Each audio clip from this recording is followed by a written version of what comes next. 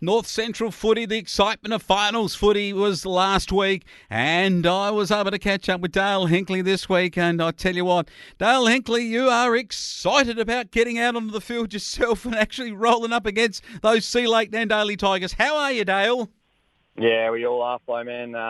In at Birchip community, everyone was in there last night, and yeah, it was buzzing, and had a big crowd in there to listen to the sides, and it's going to be a great day tomorrow, and looking forward to it. There's some great matches across all grades.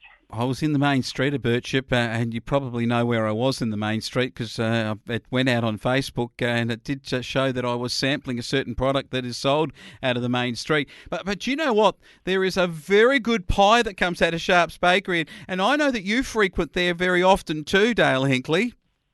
Yeah, there's a fair few to choose from there in their Flowman. Sharpie does a great job. You'd have a favourite there, of a Mallee Bull of some sort, would you? Actually, no. I'm going for a chicken Wellington. Have you ever had a chicken Wellington?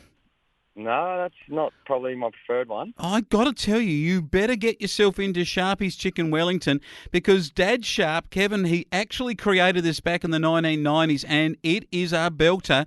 I am having another one next time I'm around the main street. Cummings Avenue in Birchip is packed with cars, people just shopping up and down the main street. It was fascinating to see how alive Birchip is as a town. So I just want to say that for everyone. And two, for the Sea Lake folk, I also ventured up there. So I have been in both main streets before this big clash, and I can tell you the talk in both main streets was, Flowman, who do you think is going to win the big one? And I'm going to tell you my tip at the end of this segment, Dale Hinkley. Yeah, that'd be good, Flowman. Both communities are very vibrant at the moment, and why wouldn't they? It's a great time of the year to be getting out and about for sport. It is the oval at Witchy Proof's in absolutely brilliant condition. Now, let's get into this. We had last week Nullawill 13-12-90, Donald 9-8-62. I'll tell you what, in Wood Street and Donald, they weren't the happiest people. They were out of the finals race, but the Nullawill Maroons are going another week. Yeah, they certainly are. As we mentioned and talked about last week, Flowman, their finals campaigners, they step up when it gets going, and they did that across all four quarters.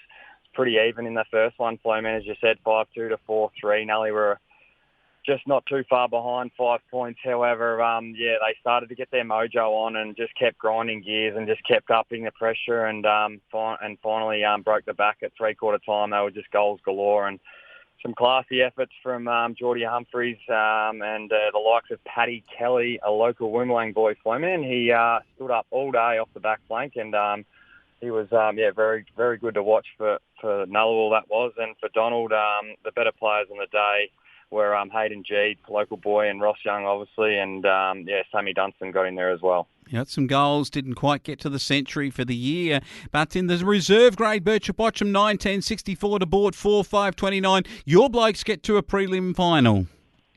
Yeah, they did. It was a very good game, this one here. It was, I think, both sides didn't score in that first quarter, Flowman. And then after that, the boys managed to get on the scoreboard, and imagine to get a bit of a gap on them. And there was some really good plays from Alex Noonan and Jake Noonan in our back line and holding up that spine. And it was a very strong list from Bort. And, we saw some excellent twos footy and some very classy efforts from a few of our players, in the forward line with Callum Good hitting the scoreboard as well as Daniel Battarillo. So it was really good to see the boys get up and get through to the prelim. And what about this? The boys of the 17s, I was chatting away in both towns, and everyone says they love it when we give the kids their names out. So here we go.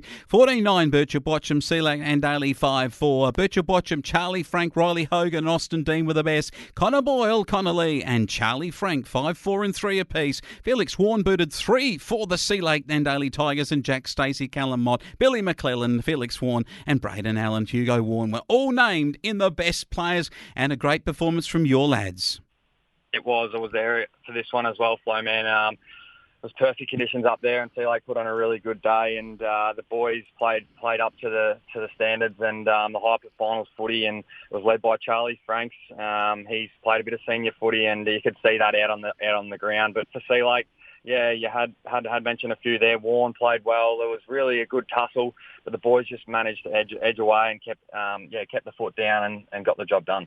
As they did for Bort in the under-14s, kicking 5-6-36 to Charlton 2-3-15. Brady McPherson, Jake O'Flattery and Cooper Gooding were good for Bort, along with Sebastian Zagami, Ethan Salisbury and Samuel Olive for Charlton. And a great effort on the day, kicking goals. The multiple goal, there weren't any, but Fitzpatrick and Nesbitt kicked a goal apiece for Charlton, while it was McPherson named as one of the goal kickers, but we didn't get them all for those from Bort. Let's have a look at this week's football, and as we mentioned a bit earlier, it's going to be a massive game of footy at Birchip-Watchem. Everyone in the district's talking about these two sides and the fact that you're going to book a place in the grand final, whoever wins.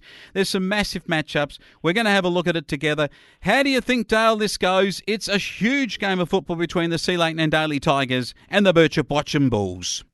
Yeah, well, obviously hoping we get the win, Flowman, and go straight in, and that'd be everyone's perfect world. But obviously, you got to go out there and battle for 4 quarters, and we get the opportunity to do that tomorrow. And I think both sides can't wait to get out there and just get cracking into it. Obviously, we've played a couple of times this year, and for those that haven't heard those scorelines, have been within a kick and 8 points or something like that. So not much between us at the moment, and they've got plenty of attacking options, which you've mentioned throughout the year, Wayne. So we're really going to have to tighten down in the back line and stop a fair bit of their supply, which hoping we can do that through our ruck combo in Surrett and Cam Williams, which we haven't had in all year. So hopefully the boys can get on top and we can keep it in our forward half. A couple of key matchups for the days, and it always has been, is Nipper Gordon and Luke Martin. Both experienced footballers who are in their mid-30s and just know how to play finals footy, and it's one to watch. That one is down in our forward line. And a couple in the middle of the ground, Flowman, on this one is Sam Simmons and Bryce Delmenico, their coach. It'll be a good tussle, and one that I often think goes unnoticed when those centremen rove around the ground all day and get unnoticed for all their hard grunt work under the pack. So hopefully Sam Simmons can do his job there, and Josh Builder and Josh Jenkins, JB and JJ, that is. So it'll be a good tussle, that one, and you might have a few more. I bet Edwards versus Kane Donnan. How about that for a clash at the other end of the ground? And then what about the Rippin' Good brothers taking on this magnificent pack of Donnan brothers? This is 2 boys against 2 boys. They're bulls. They're big ones too. Well, there's 2 bulls and there's 2 tigers, really. But anyway, I'm not going to say any more because that's going to be a massive matchup between the Rippin' brothers and the Donnan boys. Yeah, it is. They play an aggressive brand, Sea Lake do, and they're obviously, have won all season, and they're playing an attacking style through the corridor and at Birchip-Watchem's surface tomorrow. It's obviously it can be a little bit of a smaller ground, and it'll be a pretty straightforward football. So it'll be fairly contested, I'd imagine, and it'll be just the team that can apply the most pressure, which will probably come over the line. Yeah, what a game of footy it's going to be. Okay, you're obviously going Birchip-Watchem. I was in the Sea Lake Nandaly Royal Hotel, and they said, Wayne, you have to pick us. And I said, all right, I will. And so therefore I've just said it. And I hope that I don't get any mail that comes through very soon to say you picked the wrong side again, Flowman. But it's going to be a fantastic game. I'm really looking forward to the result. And I'm also looking forward to the reserves too, because this is a biggie. Sea Lake Nandaly and Nullawill. And Nullaly look like a really good reserve side, and they could take it right to the league leaders. Well, they did in their second encounter. I think that was Flowman. They won by 2 goals, but the first up in the reserves, Sea Lake won by 28 points. So on those stats, pretty even there, Flowman. They got Joel Donnan, Callan Noonan, some of their reserves better players at Sea Lake Nandaly, and for Nullawill, there's Dude Kelly, best and fairest winner in the league, Tom Fawcett and Jack Barry, just to name a few, who will be important players in getting their side into the grand final in a couple of weeks' time at Bort Park. Oh, at Bort Park, speaking of them, the 17s is Bort and Sonana. They will take each other on 2 very classy junior sides. Just a quick comment on these 2.